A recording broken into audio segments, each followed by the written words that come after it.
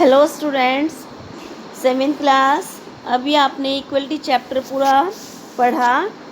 अब बच्चे हम definitions, very short questions, long questions करेंगे और आप बच्चों इन्हें अपनी नोटबुक में लिखेंगे और लर्न करेंगे। All right. पहली डेफिनेशन है बच्चों, universal adult franchise means vote देने का अधिकार। इसमें बच्चों हर व्यक्ति जो कि देश का नागरिक है, 18 साल से ऊपर है, उसे वोट देने का अधिकार है, राइट टू वोट है उसके पास। और उसको कोई भी, चाहे वो किसी भी सोशल या इकोनॉमिक, किसी का अमीर हो, गरीब हो, या कोई भी जाति का, धर्म का कोई भी व्यक्ति हो, उसे वोट देने का अधिकार है। तो जिसको इसको बोलते हैं वोट देने के अधिकार को, मत देने के अधिकार को universal adult franchise. Second definition है बच्चों, dignity the refers to thinking of one self and other person as worthy of respect. ऐसा विचार जिसमें कि ये समझा जाए कि प्रत्येक व्यक्ति देश का जो है सम्मान का अधिकारी है, सम्मान का वर्दी है, रिस्पेक्ट का अधिकारी है। तो इसी को डिग्निटी, गरिमा बोलते हैं कि प्रत्येक व्यक्ति को ऐसी सोच रखना कि प्रत्येक व्यक्ति सम्मान का अधिकारी, चाहे वो किसी धर्म, जाति, इक्वलिटी का अधिकारी है, चाहे किसी भी धर्म का, जाति का, या कोई अमीर गरीब कोई भी हो, यही है डिग्निटी। थर्ड है बच्चों कॉन्स्टिट्यूशन। कॉन्स्टिट्यूशन तो आप बहुत बार सुन चुके हैं बच्चों। कौन से संविधान, हमारे देश का संविधान कब लागू हुआ था? 1950 में। इसकी एक पर्टिकुलर डेफिनेशन क्या है ना, this is a document that lays down the basic rules and regulations for people and government in the country to follow.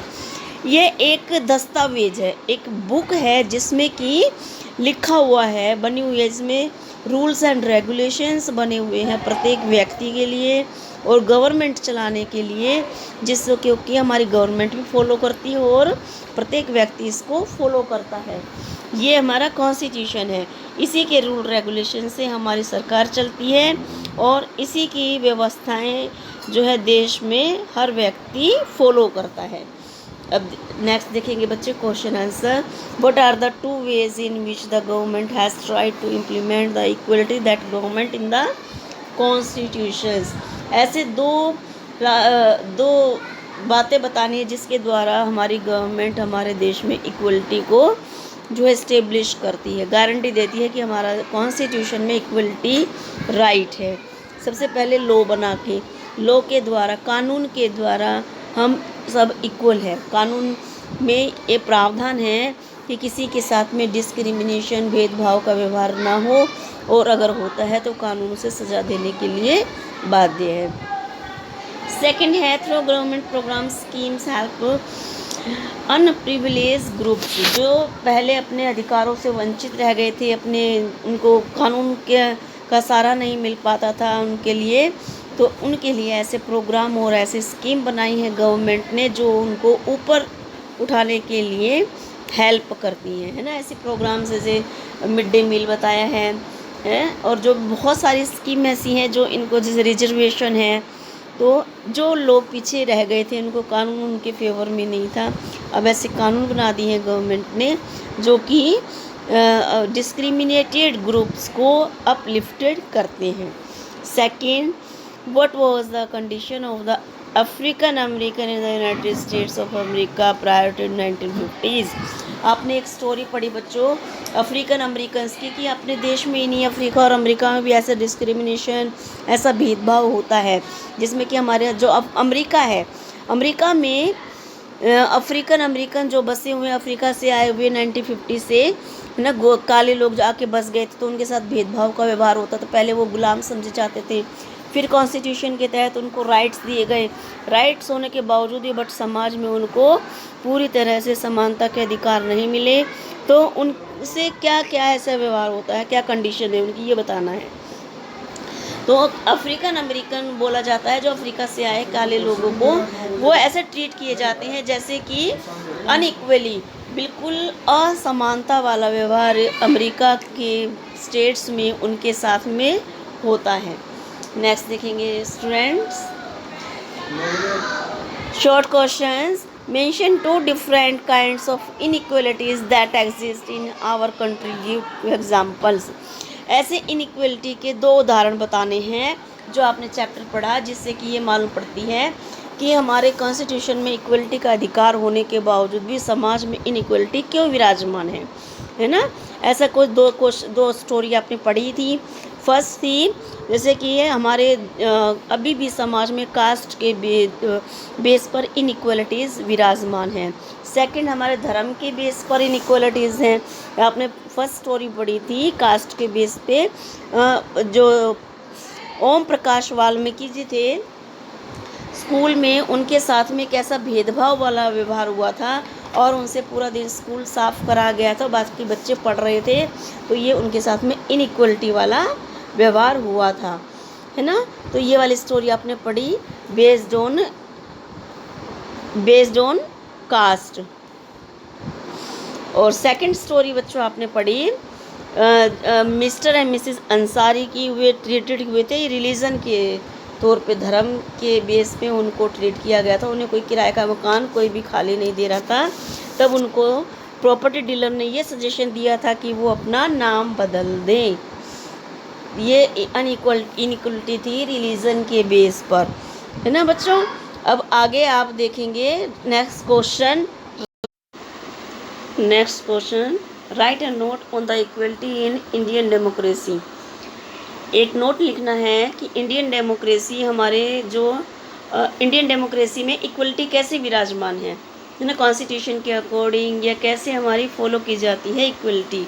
The Indian constitution recognises all persons as equals. This means that every individual in the country, irrespective of his her caste, religion, education and economic background, is recognized as equal. हमारे constitution में ये जाना गया है, ये बताया गया है कि देश का प्रत्येक व्यक्ति, चाहे वो किसी कास्ट का है, किसी भी धर्म का है, किसी भी कास्ट का, कोई धर्म का, कोई भी जेंडर, और कोई भी अमीर या गरीब व्यक्ति, सब कॉन्स्टिट्यूशन के आधार पर इक्वल हैं। सबको वोट देने का अधिकार है, सबको अपनी स्पीच देने का अधिकार है, कहीं पे भी रहने का अधिकार है, गवर्नमेंट स्कीम लेने का अधिकार है। प्रत्येक व्यक्ति कॉन्स्टिट्यूशन के अकॉर्डिंग, संविधान के अकॉर्डिंग इक्वल है। नेक्स्ट क्वेश्चन है बच्चों, लॉन्ग क्वेश्चन है ये। What do you understand by the term all persons are equal before the law. कानून के सामने सब व्यक्ति बराबर है, इससे आप क्या समझते हैं। ये कहा जाता है ना कॉन्स्टिट्यूशन में कि यहाँ पर कोई वीआईपी या कोई आम आदमी नहीं है। कानून चाहे वो प्रेसिडेंट हो या कोई आम व्यक्ति हो, जैसे कि आपने स्टोरी में पढ़ा था, कांताबाई भी उसी लाइन में वोट देने के लिए खड़ी हुई थी, और उसके जो मालिक थे वो भी उसी लाइन में वोट देने के लिए खड़े हुए थे। तो चाहे कोई राष्ट्रपति है या कोई आम आदमी है, कानून के सामने सब बराबर हैं। Why do think it is important in a democracy. अगर डेमोक्रेटिक पॉलिसी है हमारे देश में, तो ये इम्पोर्टेंट क्यों है कि हर व्यक्ति कानून के सामने बराबर हो।